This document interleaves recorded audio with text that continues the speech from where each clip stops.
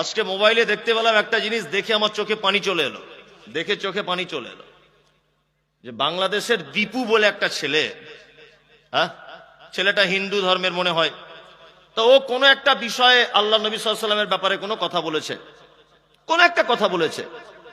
যাই হোক, সেই ছেলেটাকে দেখছি মেরে ল্যাম্পপোস্টে টাঙিয়ে উলঙ্গ করে তলাতে আগুন জ্বালিয়ে তাকে পুড়িয়ে দেওয়া হয়েছে।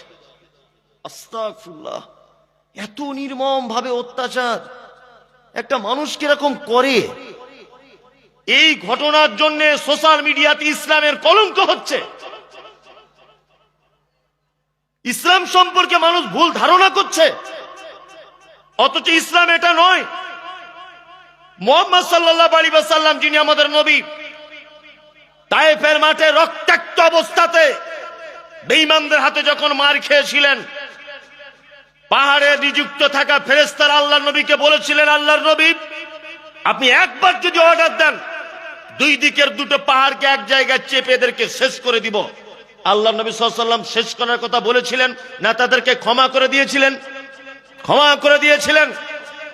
একজন ইহুদি মসজিদে এসে ছচ্ছর করে পেচ্ছাপ করে দিচ্ছে, আল্লাহর নবী সাল্লাল্লাহু আলাইহি ওয়াসাল্লাম তাকে আঘাত করেছিলেন না ক্ষমা করে দিয়েছিলেন? ক্ষমা করে দিয়েছিলেন, এবং পরবর্তীতে সে ইসলাম গ্রহণ করেছে। শুধু কোরআন এবং হাদিসের দাওয়াতের মাধ্যমে ইসলাম এসেছে তা নয়, মুহাম্মদ সাল্লাল্লাহু আলাইহি ওয়াসাল্লামের ব্যবহার, তার আখলাক, তার চরিত্র, তার নম্রতা, তার মিষ্টি ভাষী, তার হৃদয় কমল, এই সমস্ত দিকের দিকেও তাকিয়ে মানুষ ইসলামের দিকে এসেছে। এসেছে কি আসেনি? এসেছে। এ অত্যাচার কেন? যারা এ কাজ করেছে বাংলাদেশের মাটিতে ধিক্কার জানাই এই অপরাধীদেরকে, এবং এদের কঠিনতম সাজা দেওয়া উচিত। কারণ এদের জন্য আজকে ইসলামকে মানুষ অন্য চোখে দেখছে। এদের জন্য শুধুমাত্র যারাই এ কাজ করেছে তাদেরকে মুসলিম বলতেই কষ্ট হচ্ছে, যারা কেমন মুসলমান। আল্লাহু আকবার। অথচ আল্লাহ সুবহানাহু ওয়া তাআলা বলছেন, ওয়া আসলিহু জাতা বাইনিকুম, আপসের মধ্যে কখনো ঝগড়া ঝামেলা হলে মিটিয়ে নাও। আতিউল্লাহ, আল্লাহর আনুগত্য করো, আর রাসূল, রাসূলের আনুগত্য করো, ইন কুনতুম মুমিনিন। আচ্ছা, আপনারা জানেন আমরা মাত্র একটা কথা শুধুমাত্র বলি, একটা কথা। কি কথা? যে মুসলিমদের উপরে এই অত্যাচার একটাই কারণ, যে মুসলিমরা সংখ্যালঘু ভারতবর্ষে, তাই না? সংখ্যালঘু এই কারণে, মানে আমরা সংখ্যায় কম, এই জন্য আমাদের উপরে এত অত্যাচার। সারা পৃথিবীর ইতিহাসে মুসলিমদের যত জায়গাতে বিজয় এসেছে, এক জায়গাতেও সংখ্যাগরিষ্ঠতার কারণে বিজয় আসেনি। বলুন, বদরের যুদ্ধে মুসলিম সংখ্যা কত ছিল? 313 জন। বদরের যুদ্ধে মুসলিমরা জয়লাভ করেছিল না হেরে গিয়েছিল? জয়লাভ করেছিল। ভারত স্বাধীন করেছে, আপনার ভারতকে চালিয়েছে 1000 বছর, কত পার্সেন্ট? 6%। তার মানে আমরা কোনদিন পার্সেন্টেজে বেশি হতে পারিনি, তারপরেও আমাদের বিজয় এসেছিল কি আসেনি? এসেছে। আজকে কেন অভিযোগ করছেন আমি সংখ্যালঘু? আজকে অভিযোগ কেন? আর একটা জিনিস আপনাকে বোঝাই, সারা পৃথিবীতে একটি মাত্র দেশ আছে, একটি দেশ, তার নাম ইসরায়েল। একটি দেশ, যে দেশের টোটাল জনগণ ইহুদি। আপনারা এটাও শুনলে অবাক হবেন যে এই দেশের জনসংখ্যা হচ্ছে 84 লক্ষের মতো। বর্তমানে আমরা রাজ্য সরকারের অধীনে বসবাস করি, অর্থাৎ পশ্চিম বাংলাতে। কত পার্সেন্ট? এই কত লক্ষ বা কত কোটি? 14 কোটির কাছাকাছি মানুষ আমরা পশ্চিম বাংলার নাগরিক। কত? 14 কোটি। আর ইসরায়েলে কত লোক? 84 লক্ষ। মানে আমাদের 14 ভাগের 1 ভাগেরও কম, তাই না? আজকে আপনারা দেখতে পাচ্ছেন আমাদের পশ্চিম বাংলার 14 ভাগের 1 ভাগ কম মানুষ ফিলিস্তিনকে পুরো ধ্বংস করে দিল। আপনারা দেখতে পাচ্ছেন যে ইরানের মতো একজন বৃহত্তম শক্তিশালী দেশকে পর্যন্ত হামলা চালিয়েছে। আপনারা দেখতে পাচ্ছেন ওমানকে পর্যন্ত হুঁশিয়ার দেখাচ্ছে, বেশি টিরিক বিরিক করবি না, তোকে ধ্বংস করে দেব। এত পাওয়ার কিসের? মাত্র 84 লক্ষ লোক এদেশের নাগরিক, এতে এত পাওয়ার কিসের? আপনি অবাক হয়ে যাবেন। একটা তথ্য আমি একদম নিখুঁত ভাবে জানার পরে বলছি, তারপরেও আমার তথ্য ভুল হতে পারে, আর এটা হাদিস কোরআন নয়। আমি একটা সমীক্ষা দেখছিলাম যে ইসরায়েলের সারা পৃথিবীর 1 নম্বরে আছে শিক্ষায়। 1 থেকে বিএ পাস পর্যন্ত ছাত্রের হার 98.5%। কত? 98.5%। 1 থেকে বিএ পাস, ভালো করে বুঝবেন। 2, পৃথিবীর একটি মাত্র দেশ আছে যে 5 বছর বয়স থেকে 15 বছর বয়স পর্যন্ত কোন ছাত্র যদি স্কুলে না যায়, তার বাপের 3 বছরের জেল খাটতে হবে। ভালো করে শুনুন অবাক করা তথ্যটা। নাম্বার 3, পৃথিবীর একটি মাত্র দেশ আছে ইসরায়েল, 5 বছর থেকে 15 বছরে একটা ছাত্র যত রকমের শিক্ষা অর্জনের জন্য খরচা সব সরকারি পক্ষ বহন করে। আপনারা জানেন যে সারা পৃথিবীর ওয়ার্ল্ড ফেমাস একজন মানুষ ডক্টর আব্দুল কালাম আজাদ পরমাণু বিজ্ঞানী ছিলেন, তাই না? ভারতের প্রাক্তন রাষ্ট্রপতি, তিনি যদিও এখন নেই, মারা গেছেন। এইরকম পরমাণু বিজ্ঞানী আর ভারতবর্ষে দ্বিতীয়বার কেউ জন্ম হয়নি, এত বড় বিজ্ঞানী। কিন্তু ইসরায়েল বর্তমানে এই 84 লক্ষ মানুষের ভিতরে প্রায় 735টা আব্দুল কালাম আজাদের মতো পরমাণু বিজ্ঞানী রেডি করে রেখে দিয়েছে। সারা পৃথিবীর আবিষ্কারের দিক দিয়ে তারা এগিয়ে আছে। আপনারা আমরা যেটা ভাবি যে এইটা করলে ভালো হয়, ইসরায়েল তখন ওটা 4 বছর আগে করে ফেলে। আমাদের ভাবনা 4 বছর আগে সেটা ওরা রেডি করে রাখে। কি বলছি বুঝতে পারছেন? পৃথিবীর আরেকটা দেশের, ইসরায়েলের আশ্চর্য একটা কাহিনী বলি। পৃথিবীতে একটি মাত্র দেশ আছে যে দেশে বিকল্প কোন সংগঠন তাদের নেই। আমাদের মুসলিমদের মধ্যে দেখুন, হানাফি, সাফি, মালিকি, দেওবন্দি, পাথরচাপড়ি, আজমির, কাশ্মীর, তবলিগ, ফারাইজি, ন্যাংটো বাবা, গাছওয়ালা বাবা, কাপড় পড়া বাবা, তালা বাবা, ভর্তি, দলে ভর্তি। আছে না নেই? আছে।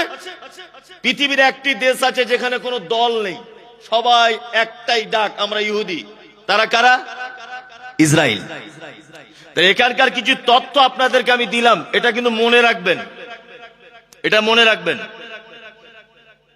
বর্তমান মুসলিমদের এই অবস্থা কেন? 2011 সালের আদমশুমারি হয়েছিল, বয়স্ক মানুষরা বলতে পারবেন। 2011-তে আদমশুমারি হয়েছিল না? এই আদমশুমারির রিপোর্ট অনুযায়ী 2011-র নাম লিখতে পারে, নাম লিখতে পারে, নাম লিখতে পারে এইরকম মুসলিম পুরুষদের সংখ্যা হচ্ছে 72%, আর নারীদের সংখ্যা 68%। নাম লিখতে পারে, ভালো করে বোঝার চেষ্টা করুন। 1 2 3 4 5 6 7 8 9 10 মাধ্যমিক পর্যন্ত 2011 সালের আদমশুমারি অনুযায়ী মাত্র 6.5%। বোঝার চেষ্টা করুন। তারপরে এলো বিয়ে, 1 থেকে নিয়ে বিএ পাস পর্যন্ত 2011 রিপোর্ট বলছে, আমি আদমশুমারি, মুসলিমদের সংখ্যার হার ছিল মাত্র 3.5%। ইহুদিরা কত পার্সেন্ট বিএ পাস? 98.5। আর আমাদের বিএ পাসের সংখ্যা 3.5। 2011-র কথা বলছি আমি, এখনকার কথা বলছি না। আমাদের মাধ্যমিক সংখ্যা 6.5-এর মতো, ভালো করে বুঝবেন। এইবার আপনার সঙ্গে আমার যে আলোচনাটা, আমরা কোন জায়গাটা মার খাচ্ছি, এইটা আপনাদেরকে এবার তুলে ধরি। আচ্ছা, আপনাদেরকে একটা কথা বলি, ইসলামের ভিত কটি বলুন? এতক্ষণ যা বলেছি এগুলো মনে রাখবেন, আমি পরে গিয়ে ধরবো। ইসলামের ভিত 5টি। প্রথম হচ্ছে কি? লা ইলাহা ইল্লাল্লাহ, এক কথায় তাওহীদ। 2 সালাত, নামাজ। তিন জাকাত, চার সিয়াম বা রোজা, পাঁচ হজ। এই বক্তব্যটা যদি আপনি শোনেন আপনার মগজ ধোলাই হয়ে যাবে। দেখুন আমি শেষ পর্যন্ত কোন দিকে যাই। লা ইলাহা ইল্লাল্লাহ ইসলামের মূল ভিত এটা, তাই তো? তারপরে শাখা প্রশাখা কি? সালাত আদায় করো, সিয়াম আদায় করো, যাকাত দাও, হজ করে নাও। ভালো করে বুঝবেন, মূল হচ্ছে তাওহীদ, লা ইলাহা ইল্লাল্লাহ। আচ্ছা বলুন, পবিত্র আল কোরআনে লা ইলাহা ইল্লাল্লাহ এই টোটাল বাক্যটি কতবার এসেছে কেউ বলতে পারবেন? পারবেন? একজনা বলছেন একবার। হ্যাঁ একবার। আর একবার সূরা মুহাম্মাদে 19 নম্বর আয়াত এসেছে, আর সূরা সফফাতে আর একবার এসেছে। এক থেকে দুইবার এসেছে, দুইবার বা একবার। ভালো করে বুঝবেন। তারপরে হলো নামাজ বা সালাত। আচ্ছা সালাত শব্দটা কোরআন মাজিদে কতবার এসেছে? 82। তারপরে এলো যাকাত। এই যাকাত শব্দটা কোরআন মাজিদে কতবার এসেছে জানা আছে? জানা নেই। 31 বার। মোবাইলে চেক করুন, কোরআন খুলে চেক করুন, আমি তদন্ত করে বলছি, তারপরে আমি মানুষ ভুল হতে পারে। 31 বার আকিমিস সালাত ওয়া আতুজ যাকাত। সালাতের সঙ্গে যাকাতকে নিয়ে আসা হয়েছে 29 জায়গায়, আর দুই জায়গায় আল্লাহ সুবহানাহু ওয়া তাআলা যাকাতকে ভিন্নভাবে বর্ণনা করেছেন, টোটাল 31 জায়গায়। তারপরে হলো কি? সিয়াম। সিয়াম শব্দ পবিত্র আল কোরআনে এসেছে সর্বমোট 11টা জায়গায়। তারপরে এলো হজ। হজ শব্দটা পবিত্র আল কোরআনে এসেছে মাত্র 11 জায়গায়। আমি আবার প্রথম থেকে শুরু করছি, বোঝার চেষ্টা করুন। লা ইলাহা ইল্লাল্লাহ 2 জায়গায়, তাই তো? সালাত 82 জায়গায়, কম বেশি 82 জায়গায়। যাকাত 31 জায়গায়। তারপর 11 জায়গায়। তারপর 11 জায়গায়। এবার আপনাদেরকে বলছি, এই 5টা জিনিসের সব থেকে বেশি ব্যবহার হয়েছে কোন শব্দটা? সালাত। নামাজ পড়ো, নামাজ পড়ো, তাই না? আর আমরা আলেম ওলামারাও ঠিক বক্তব্য লাইনও ধরেছি। তাই ভাইরা নামাজ পড়ো, নামাজ ছাড়া জান্নাতে যাওয়া যাবে না। এক ওয়াক্ত নামাজ যদি আপনি মিস করে দেন, এত এত এত এত আযাব দেওয়া হবে। জলসা হয় না? আমিও তার মধ্যে বক্তা, আমিও করি। হ্যাঁ আল্লাহু আকবার। সারা জলসায় শুনলাম নামাজ পড়ো, রোজা করো, হজ করে, যাকাত দাও। কিন্তু আমি আপনাকে একটা আশ্চর্য তথ্য পেশ করছি। জ্ঞান অর্জন করতে হবে। জ্ঞানী লোকেরা চোখওয়ালা লোকের মতো, যাদের জ্ঞান নেই তারা অন্ধ। আল্লাহ মুহাম্মদ সাল্লাল্লাহু আলাইহি ওয়াসাল্লামকে বলছেন জ্ঞানী মানুষ না হলে তার সঙ্গে মিশবেন না, আর আপনি মূর্খদের থেকে দূরে থাকুন। এই রকম জ্ঞান অর্জন করতে হবে। আল্লাহ সুবহানাহু ওয়া তাআলা বলছেন যারা জানে আর যারা জানে না এরা সমান নয়। আল্লাহ বলছে জ্ঞানীরা পৃথিবী ভ্রমণ করো, তোমাদের জন্য শিক্ষা রয়েছে। এক কথায় জ্ঞান অর্জন করতে হবে, শিক্ষা অর্জন করতে হবে। এই ব্যাপারে আল্লাহ কোরআন মাজিদে কথা বলেছে 750 জায়গায়। কত জায়গায়? 750 জায়গায়। যাদের ধর্মগ্রন্থের 750 জায়গায় শিক্ষার কথা আলোচনা হয়, সেই জাতি আজকে বিএ পাস করেছে মাত্র 3.5%। ভাবতে পারছেন আপনি? হ্যাঁ, ইসরায়েল মাত্র 84 লক্ষ লোক সারা পৃথিবীকে কাঁপিয়ে দিচ্ছে, আমেরিকাকে পর্যন্ত দাম দেয় না। কি বলছি বুঝতে পারছেন? আর আজকে আমরা 27% বাবরি মসজিদ টেকাতে পারলাম না, ওয়াকফ সম্পত্তি টেকাতে পারলাম না, কিছুই টেকাতে পারলাম না। কারণ কি? প্রথম কথা হচ্ছে ইসলাম একটা জাতিকে বাঁচানোর জন্য যে পদক্ষেপ গ্রহণ করেছেন, এই পদ্ধতি থেকে আমরা দূরে সরে আসি। এই জন্য আপনাকে আর একটা চমৎকার ঘটনা বলি, তাহলে বুঝতে সুবিধা হবে যে আমরা কোন জায়গায় ভুল করছি। এক, মুহাম্মদ সাল্লাল্লাহু আলাইহি ওয়াসাল্লাম যে সময়টা জন্মগ্রহণ করেছিলেন, সময়টার নাম কি?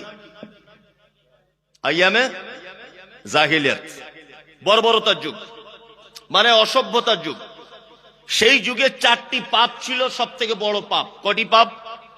4টি। 1, মদ পান। 2, ব্যভিচার।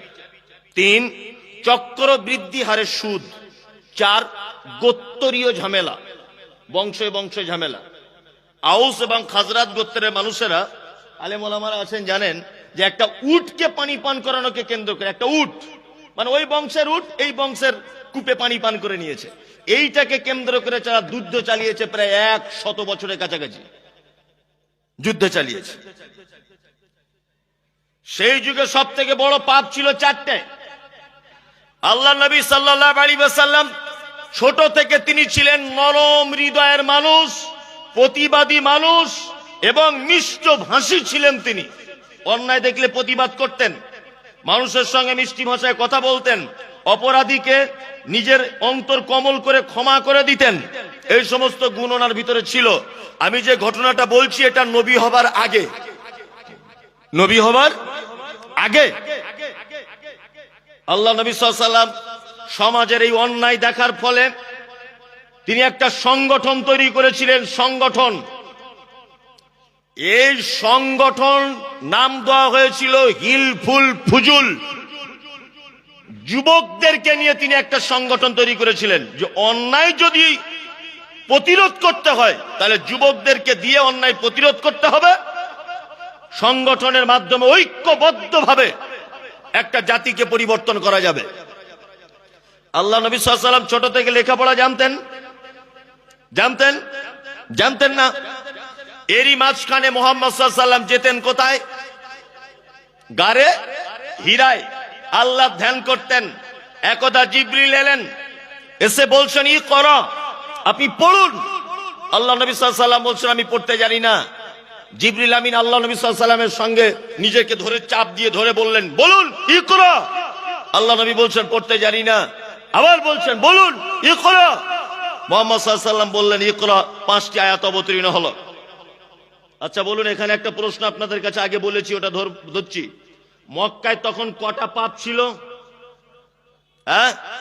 4টা।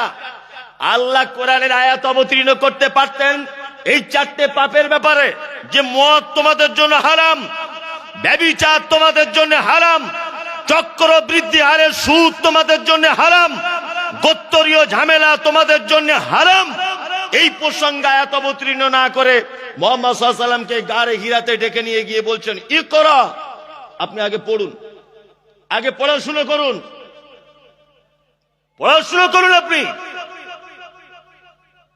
আপনি যে একটা সংগঠনের মাধ্যমে সমাজ পরিবর্তন করতে চাইছেন, হিলফুল ফুজুল, এই সংগঠন দিয়ে সমাজ পরিবর্তন করতে চাইছেন, একথা ঠিক। তবে আপনি যে লেখাপড়া জানেন না, আগে আপনি পড়াশুনো করুন, ইকরা পড়ুন। তার মানে বুঝতে পারা যায় একটা জাতিকে যদি অন্ধকার থেকে টেনে আলোর দিকে আনার কোন পথ যদি থাকে, একটা জাতিকে বাঁচাবার কোন রাস্তা যদি থাকে, 2টি জিনিস দিয়ে একটা জাতিকে বাঁচানো যায়। 1, ক্ষমতা হিসাবে যুবক সমাজকে ব্যবহার করতে হবে। 2, শিক্ষিত যুবক, শিক্ষার কারণে সমাজকে পরিবর্তন করা যাবে। আজকে আমাদের সমাজের অবস্থা কেন? আমাদের মসজিদ, আমাদের মাদ্রাসা, আমাদের ঈদগাহ, এইসব অবস্থা কেন, দুরবস্থা কেন? তার এটা একটা কারণ। কি কারণ? আমি জানি কথাটা শুনলে কেউ রাগ করবেন না, আর রাগ করলেও আমার কিছু করার নেই। আমি কাউকে বিরুদ্ধে বলছি না, বাস্তবটা তুলে ধরছি। সরকারি চাকরি কত বছর হয়ে গেলে চাকরি থেকে বাদ দিয়ে দেওয়া হয়? 60 বছর।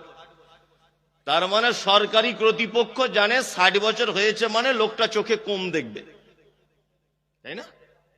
60 বছর হয়েছে মানে ও অঙ্কে ভুল করতে পারে, ওর ব্রেন স্লো হয়েছে। এই জন্য উপর মহল চিন্তা ভাবনা করে ওনাকে বসিয়ে দিয়ে বলে তুমি 75,000 বেতন পেতে, বাড়িতে বসে 35,000 বেতন খাও, তবুও ভালো, স্কুলে এসে ছাত্রছাত্রীদের সর্বনাশ করে দিও না।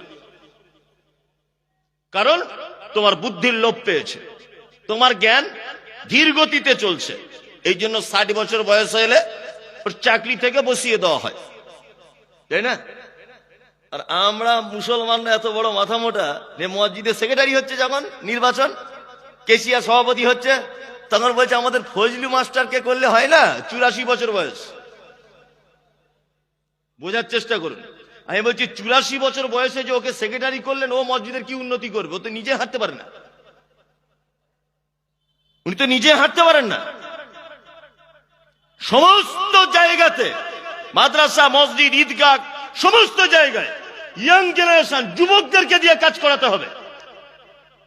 আরে এরাই সমাজ পরিবর্তন করতে পারবে, এরাই জাতিকে পরিবর্তন করতে পারবে, এরাই জাতিকে নতুন রাস্তা দেখাতে পারে।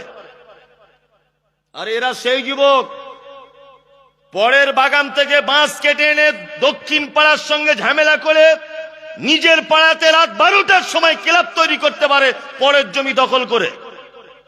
এরা সেই যুবক যারা ভারত আর অন্য দেশের খেলা হলে পোল্ট্রির মুরগির দোকানদারের 12টার সময় দোকান খুলে পোল্ট্রির মুরগি বার করে রাত 2টোর সময় ফটিক মুদিখানার দোকানকে ডেকে মাল মশলা কিনে পিকনিক করে খায়, ফজর আজানের পরে বাড়ি গিয়ে ঘুমায়। এরা সেই যুবক, এদের রক্ত এখন ফুটছে, এদেরকে দিয়ে কাজ করিয়ে নিতে হবে। মুহাম্মদ সাল্লাল্লাহু আলাইহি ওয়াসাল্লাম একটা জাতিকে বাঁচানোর জন্য ঐক্যবদ্ধ করেছিলেন যুবকদেরকে। এই পদ্ধতি যতক্ষণ না আমরা অবলম্বন করতে না পারবো, ততদিন পর্যন্ত আমরা মার খেয়েই যাব। কি বললাম বুঝলেন? আপনি তাকিয়ে দেখুন, তাকিয়ে দেখুন আমাদের মুসলিম সমাজে যত নেতা নির্বাচন হয়েছে, যত নেতা, রাজনৈতিক হোক, মসজিদের হোক, মাদ্রাসার হোক, ঈদগাহের হোক, যত নেতা, এখানে দেখবেন ইয়ং লোক খুব কম, সব যুবক ছেলেরা কম। কম কি কম নয়? অথচ যুবকদেরকে এগিয়ে আসতে হবে, প্রত্যেক জায়গায় যুবক ছেলেদেরকে এগিয়ে আসতে হবে। 2, শিক্ষা ছাড়া কোন জাতির পরিবর্তন আসতে পারে না। এইবার আপনাকে একটা কথা বলি, শিক্ষা ইসলাম কতটা মর্যাদা দিয়েছে, শিক্ষার কতটা গুরুত্ব দিয়েছে, আপনাকে জ্বলন্ত প্রমাণে একটা হাদিস বলি। বলুন তো, বাড়িতে কুকুর লালন পালন করা জায়েজ না না জায়েজ? বাড়িতে কুকুর লালন পালন করা জায়েজ না না জায়েজ? না জায়েজ।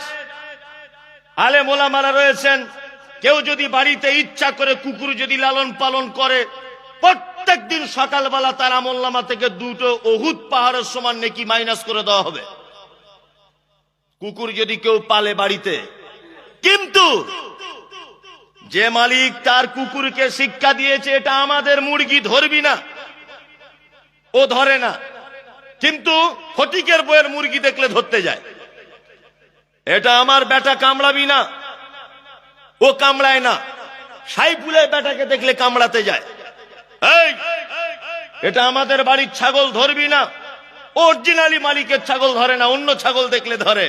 এক কথায়, যে মালিক তার কুকুরকে প্রশিক্ষণ দিয়েছে, ট্রেনিং দিয়েছে, সেই কুকুর, যে কুকুর তার মালিকের কাছ থেকে শিক্ষা পেয়েছে বা তার মালিক শিক্ষা দিয়েছে, ইসলাম এই কুকুর প্রয়োজনে রাখতে পারমিশন দিয়েছে।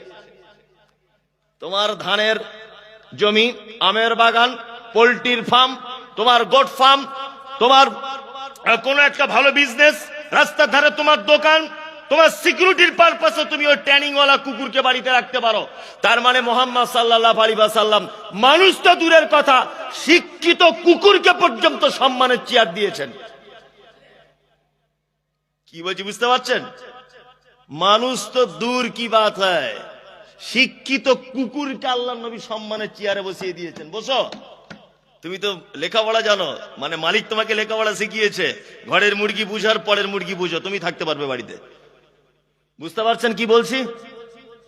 যে ধর্মের নবী মুহাম্মদ সাল্লাল্লাহু আলাইহি ওয়াসাল্লাম শিক্ষিত কুকুরকে সম্মানের চেয়ার দিয়েছে, সেই জাতি আজকে শিক্ষা থেকে বঞ্চিত। অবাক লাগে, খুব অবাক হচ্ছি আমি, অবাক।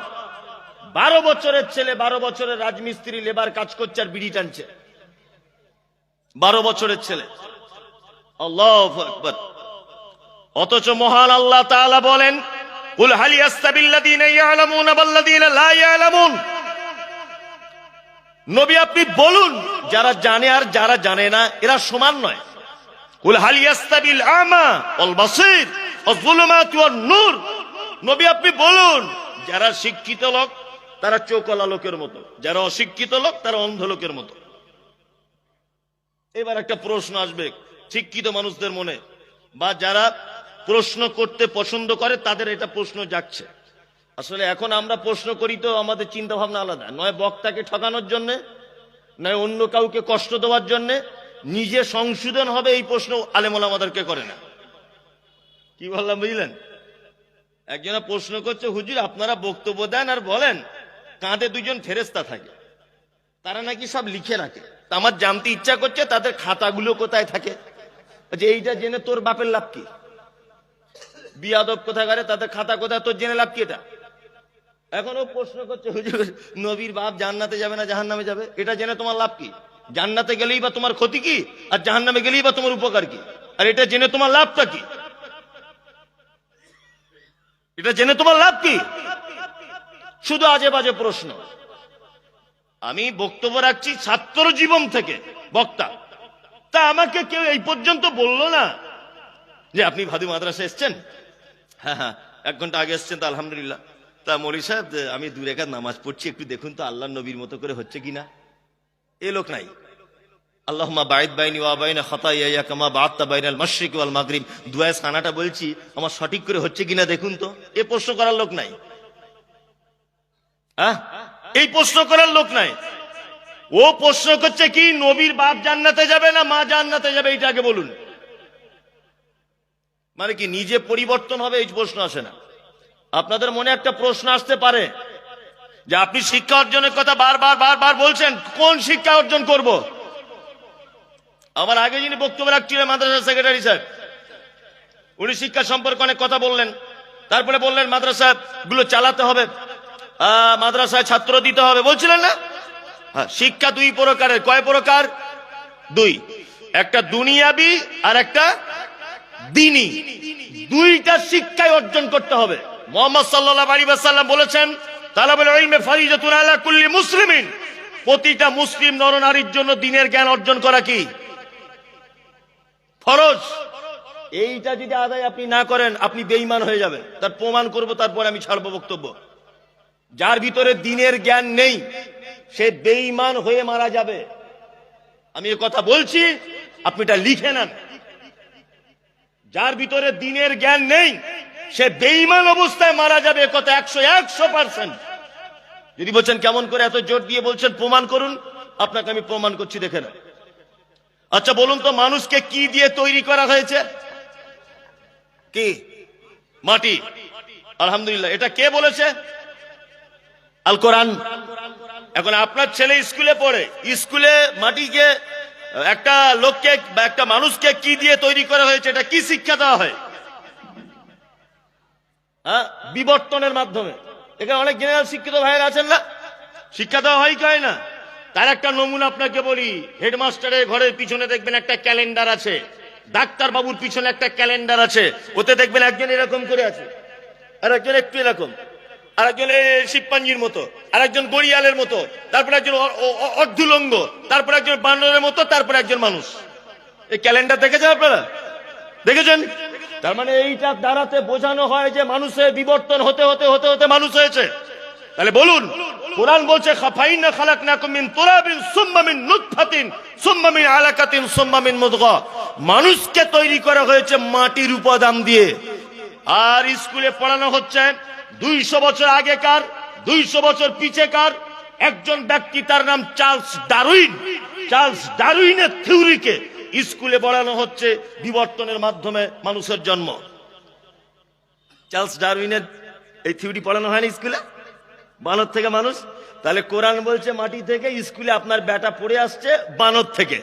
এখন ওর ভিতরে যদি দ্বীনের জ্ঞান না থাকে তাহলে ও কোরআনের সঙ্গে এই কথার বিরোধিতা হচ্ছে কি হচ্ছে না বলুন?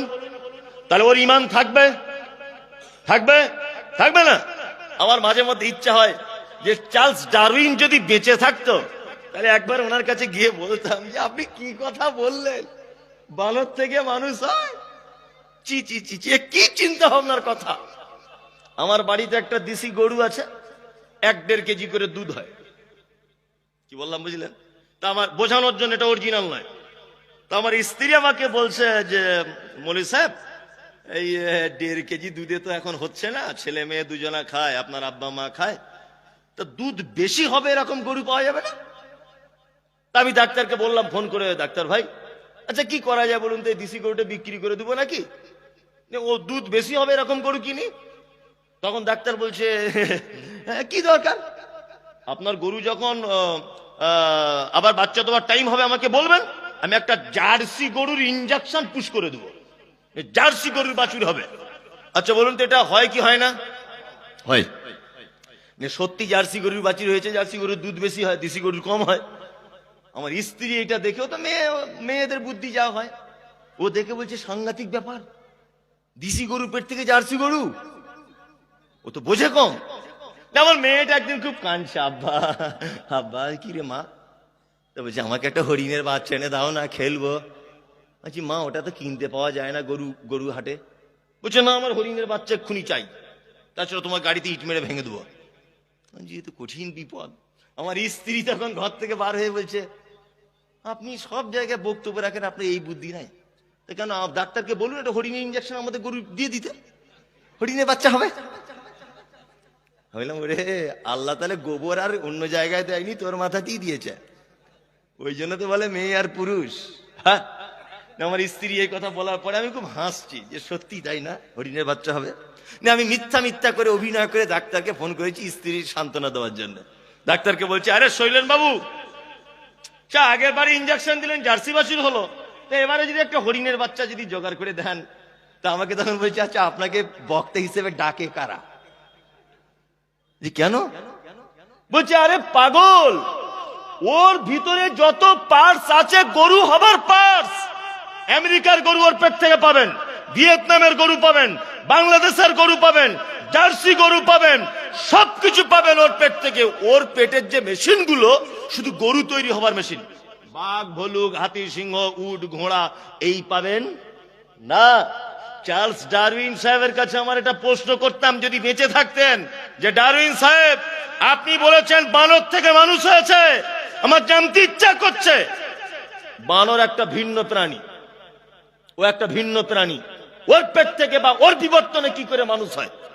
আর যদি এ কথা সত্যি হয়, আপনার থিওরি 200 বছর আগেকার থিওরি, আজ কেন আফ্রিকার কঙ্কো জঙ্গলে, আজ কেন ওই আপনার বাঁকুড়ার জঙ্গলে, সোনামুখীর জঙ্গলে, আজও কেন এলেমবাজারের জঙ্গলে, আজও কেন 224 পরগনা ভারত বাংলাদেশের মাঝখানে অবস্থান করছে সুন্দরবন, এই সুন্দরবন গুলোতে 200 বছরের ভিতরে কোনো বাঁদর মানুষ হলো না কেন?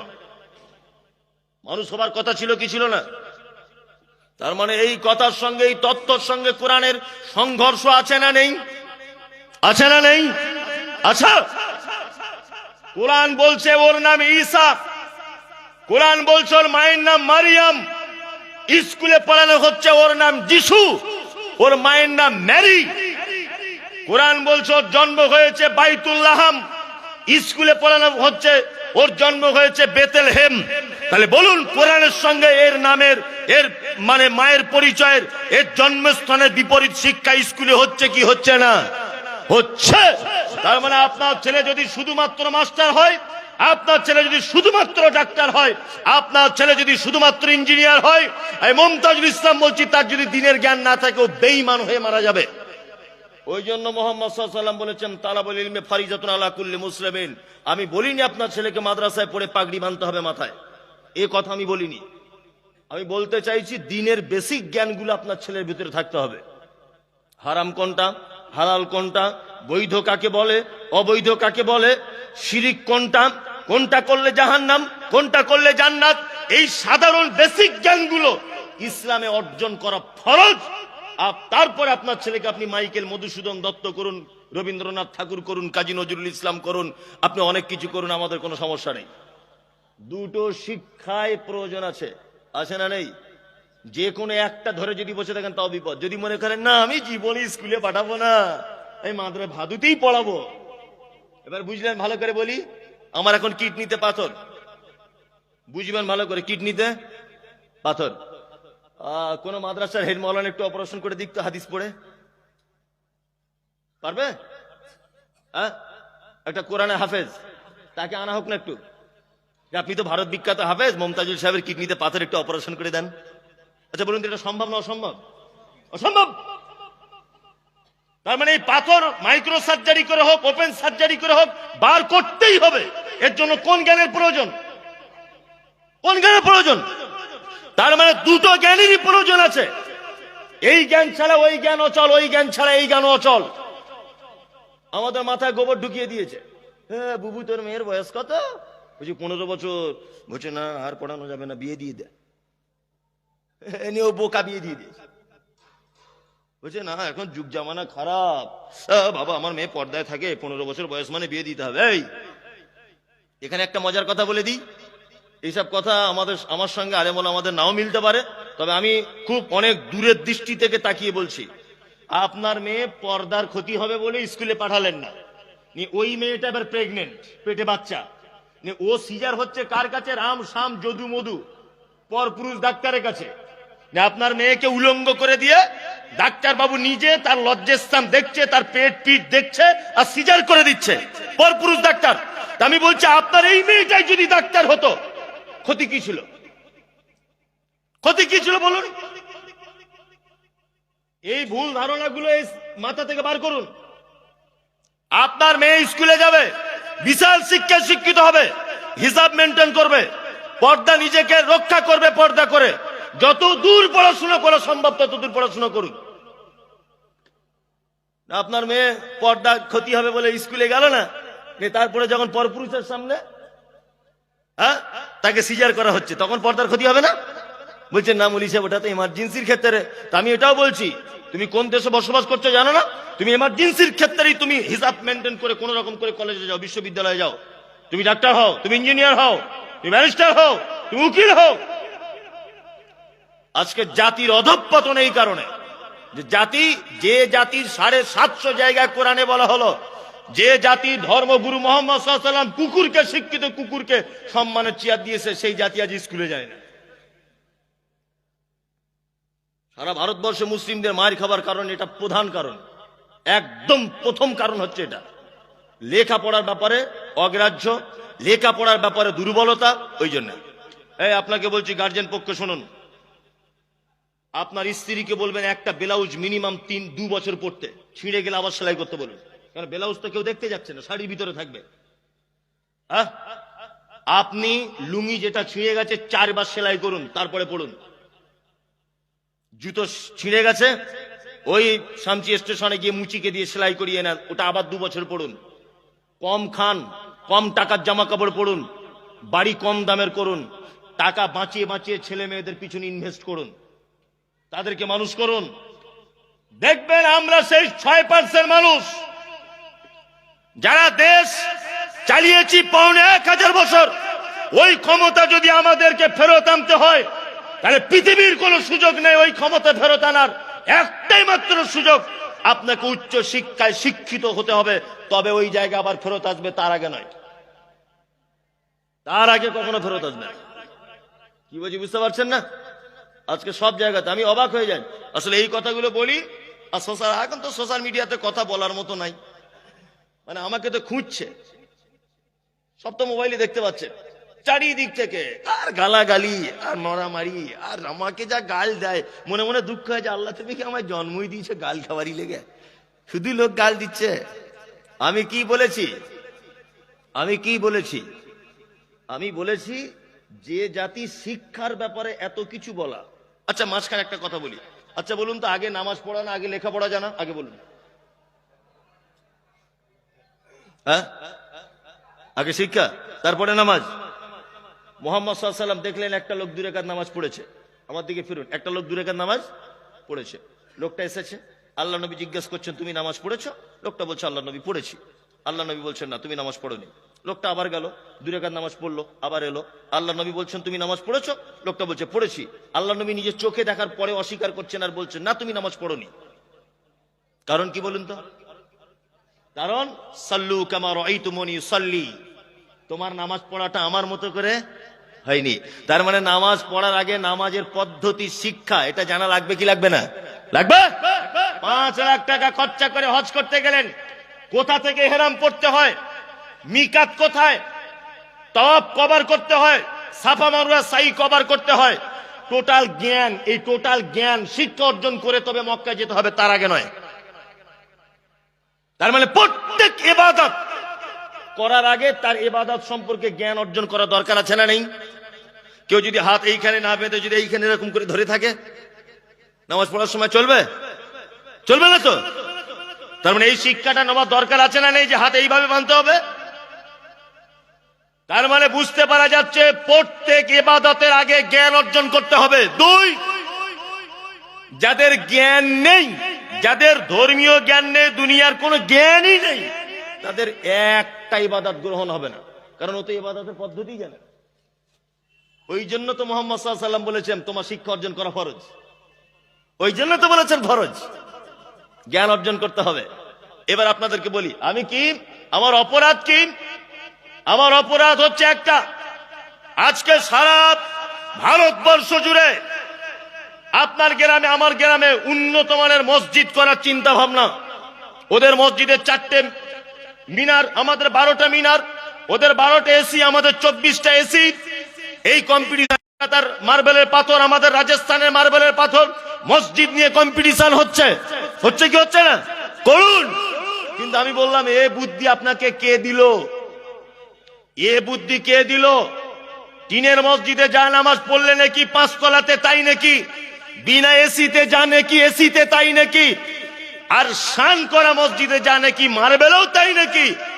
বড় দুঃখ লাগছে, 4 কোটি টাকার মসজিদ করেছে ভাদু গ্রামের মানুষ, বোঝানোর জন্য বলছি। কিন্তু ওই মসজিদের অধীনে ভালো একটা মক্তব নেই যে বাচ্চারা কোরআন শিক্ষা করবে, নেই। ও বলছে আমি মসজিদের সেক্রেটারি, মসজিদ যা বানিয়েছি না মমতাজ সাহেব, গিয়ে একবার দেখবেন, গিয়ে দেখবেন, অথচ একটা মুসাল্লি সূরা ফাতিহা জানে না। কি বলছি বুঝতে পারছেন না? একটা মুসাল্লি সূরা ফাতিহা জানে না। দেখবেন মসজিদ যা করেছি না, সাংঘাতিক মসজিদ। আর মিনার, আমাদের এই মিনার তো আমরা জাপান থেকে নিয়ে এসেছি প্লেনে করে। তুমি জাপান কেন মাটির তলা থেকে আনো না? তোমাকে যুক্তি কে দিল? ওই মসজিদের সৌন্দর্য তখনই হতো তার সাথে সাথে যদি একটা শিক্ষার ব্যবস্থা করা যেত। কি করে নামাজ পড়তে হয়, কোন দুয়াটা কোথায় বলতে হয়, কিভাবে আল্লাহ নবী নামাজ পড়তেন, যাকাত কিভাবে দিতে হয়, তাওহীদ কাকে বলে, শিরক কাকে বলে, বেদাত কাকে বলে, এই জ্ঞান অর্জনের এই গ্রন্থরাগায় যদি এটা থাকতো তাহলে মসজিদটার কদর হতো। আমরা মুসলমানরা কত বড় বোকা দেখুন, কত বড় বোকা। আচ্ছা, আল্লাহ নবী সাল্লাল্লাহু আলাইহি ওয়াসাল্লাম মক্কায় কত বছর ছিলেন বলুন? কত বছর? 13 বছর। কত? 13 বছর। আলেম ওলামারা আছেন, একজন একটা প্রমাণ করুন তো দেখি। আমি চ্যালেঞ্জ করছি না, প্রমাণ করে দিলে আমি মেনে নেব। আল্লাহ নবী সাল্লাল্লাহু আলাইহি ওয়াসাল্লাম 13 বছরে একটা মসজিদ মক্কাতে তৈরি করেছিলেন দেখান, একটা মসজিদ করেছিলেন দেখান। অথচ মুহাম্মদ সাল্লাল্লাহু আলাইহি ওয়াসাল্লাম তায়েফে গিয়েছিলেন। তায়েফে একটা মসজিদ আছে, মসজিদ আবদাস। ওটা আল্লাহ নবী সাল্লাল্লাহু আলাইহি ওয়াসাল্লাম মদিনায় হিজরত করার পূর্বে পরে তৈরি করা হয়েছে। আমি নিজে সে মসজিদ দেখে এসেছি, তার জীবনী পড়ে এসেছি। 13 বছর আল্লাহ নবী সাল্লাল্লাহু আলাইহি ওয়াসাল্লাম মক্কায় চাইলে হাজার হাজার মসজিদ করতে পারতেন। পারতেন কি পারতেন না? হ্যাঁ, তিনি মসজিদ না করে করেছিলেন কি? মাদ্রাসা। ইসলামের ইতিহাস পড়ুন। আল্লাহ নবী সাল্লাল্লাহু আলাইহি ওয়াসাল্লামের সাহাবীরা গোপনে যখন ইসলাম কবুল করতেন, আল্লাহ নবী সাল্লাল্লাহু আলাইহি ওয়াসাল্লাম একজনের বাড়িতে দ্বীনের শিক্ষা দিতেন, তার নাম হচ্ছে কি? দারুল আরকাম। আরকাম, আরকাম বলে সাহাবীর বাড়িতে আল্লাহ নবী গোপনে তাদেরকে দ্বীন শিক্ষা দিতেন। আল্লাহ নবী কি পারতেন না যে তোমরা 10 জন ইসলাম গ্রহণ করেছো, 10 জন গিয়ে একটা মসজিদ তৈরি করো? এ কথা বলতে পারতেন না? 13 বছর তিনি অপেক্ষা করেছেন, 13 বছর তিনি মানুষকে শিক্ষা দিয়ে গেছেন দারুল আরকামের বাড়িতে লুকিয়ে লুকিয়ে, গোপনে গোপনে। পৃথিবীর সব থেকে দামি মানুষ, সব থেকে জ্ঞানী মানুষ মুহাম্মদ সাল্লাল্লাহু আলাইহি ওয়াসাল্লাম, তিনি 13 বছর ধরে স্কুল তৈরি করেছেন, মাদ্রাসা তৈরি করেছেন, মানুষের শিক্ষার ব্যবস্থা করেছেন, মসজিদ করেননি। তারপরে যখন মদিনায় চলে এলেন, পরিবেশ অনুকূলে এলো, তখন আল্লাহ নবী সাল্লাল্লাহু আলাইহি ওয়াসাল্লাম একটা মসজিদ তৈরি করেছিলেন, মসজিদের নাম হচ্ছে মসজিদে কুবা। তারপরে মসজিদ নির্মাণ করেছিলেন, তার নাম নববী। আর আমাদের কি শিক্ষার ব্যবস্থা নেই, শুধু এখানে একটা মসজিদ, ওখানে একটা মসজিদ, ওদের এসি, এদের ফ্যান, এই নিয়ে ব্যস্ত। অথচ সেই মুসল্লির একটাও কোরআন জানে না, একটাও সূরা ফাতিহা জানে না ভালো করে। দেখুন, আপনি রাগ করছেন আমি বুঝতে পারছি, রাগ করলেও কিছু করার নেই। আমি একটা অবাস্তব কথা বললাম, বলুন। এই কথা বলতে গেলেও এখন মানুষ তো বেশিরভাগ সব রাজনৈতিক চশমা পড়ে আছে, সব মানুষ রাজনৈতিক চশমা পড়ে আছে। এখন এই কথা বলবো, কাল সকালে বলবে আমাদের বিরুদ্ধে বলে গেল। তোমার বিরুদ্ধে কি বলেছি? তোমার জমির পাশে আমার জমি আছে, তোমার বিরোধিতা করবো আমি? রাজনীতির চশমাটা খুলে ধর্মীয় চশমা পড়ে দেখো যে মুমতাজুল ইসলাম কি বলেছে কথাটা। ধর্মের চশমা পড়ো, ইসলামের চশমা পড়ো, মুহাম্মদ সাল্লাল্লাহু আলাইহি ওয়াসাল্লামের চশমা পড়ে দেখো তুমি কার প্রয়োজন কতটা বেশি। আপনি এটা জানেন, মসজিদে নববী শুধু মসজিদে নববী নয়। আলেম ওলামারা ভালো জানবেন, আপনারা ইসলামের হিস্ট্রি না জানলে না জানতে পারেন কি, ওটা বিচার ব্যবস্থার জায়গা ছিল, সমস্ত সমস্যার বিচার হতো নববীতে। আজও পর্যন্ত আমি নিজের চোখে দেখে, প্রত্যেক 2 মাস 1 মাস অন্তর অন্তর মদিনায় যাচ্ছি আমি, আজও পর্যন্ত মদিনা ইউনিভার্সিটির ছাত্ররা শিক্ষকরা মদিনা নববীতে ক্লাস করে। যারা এখানে হাজী সাহেব আছেন, মাদানী সাহেবরা আছেন, ভালো করে বলতে পারবেন। আসরের নামাজ শেষ, একজন শায়েখ বসে যাচ্ছে বড় ডেস্ক নিয়ে, হেলান দেওয়া চেয়ারে, আর 200 জন ছাত্র মদিনা ইউনিভার্সিটি তারা বসে যাচ্ছে, ছোট ছোট মাইক্রোফোন আছে, দার্স চলছে, হাদিস কোরআনের শিক্ষা চলছে। তার মানে ইসলামে সব থেকে বেশি যে ব্যাপার সেটা হচ্ছে শিক্ষা ছাড়া কোনো গতি কি নেই। তাহলে আমাদের বাঁচার পথ, আমাদের দোষ শিক্ষা নেই, এরকম হাজারো দোষ আছে। একটা একটা করে দোষ বললে তো এখন অনেক খুন বলা লাগবে। আর একটা দোষের কথা বলবো নিজেদের, বলি। এই দেখুন আল্লাহ তাআলা বলছেন 4টে জিনিস যদি করো তাহলে পরিত্রাণ পাবে সব জায়গায়। কটা জিনিস? 4টা। এই আয়াতটা অবতীর্ণ হয়েছে বদর যুদ্ধের সময় এবং সেই যুদ্ধকে কেন্দ্র করে, কিন্তু মুফাসসিরিনগণ বলছেন যে এই আয়াতটা উহুদ যুদ্ধের সংকেত বহন করে, উহুদ যুদ্ধের সংকেত বহন করে। এক, আল্লাহ তাআলা বলছেন ফাত্তাকুল্লাহ, তোমরা যা কিছু করবে আল্লাহর উপরে ভরসা করবে, আল্লাহকে ভয় করবে। ওয়া আসলিহু যাতা বাইনিকুম, বাঁচতে যদি চাও, তোমাদের জীবনে বিজয় যদি আনতে চাও, তাহলে তোমরা আপোষে ঝগড়া মারামারি করবে না। আতিউল্লাহ, আল্লাহর আনুগত্য করবে, আর রাসূল, রাসূলের আনুগত্য করবে। ইন কুনতুম মুমিনিন, যদি তোমরা মুমিন হও। আল্লাহ সুবহানাহু ওয়া তাআলা বাঁচার পথ বলেছেন 4টা কাজ। এক নম্বর হচ্ছে ভয় করতে হবে কাকে? ভরসা করতে হবে কাকে? আল্লাহকে। 2, ওয়াসলিহু যাতা বাইনিকুম, আপোষের মধ্যে মিটিয়ে নিতে হবে ঝগড়া ঝামেলা হলে। কি বললাম বুঝলেন? কখনো ইসলাম প্রতিশোধ গ্রহণ করে না, ইসলাম কখনো প্রতিশোধ গ্রহণে বিশ্বাসী নয়। কোন মানুষ যদি অপরাধ করে তাকে কি করতে হবে? ক্ষমা করে দিতে হবে।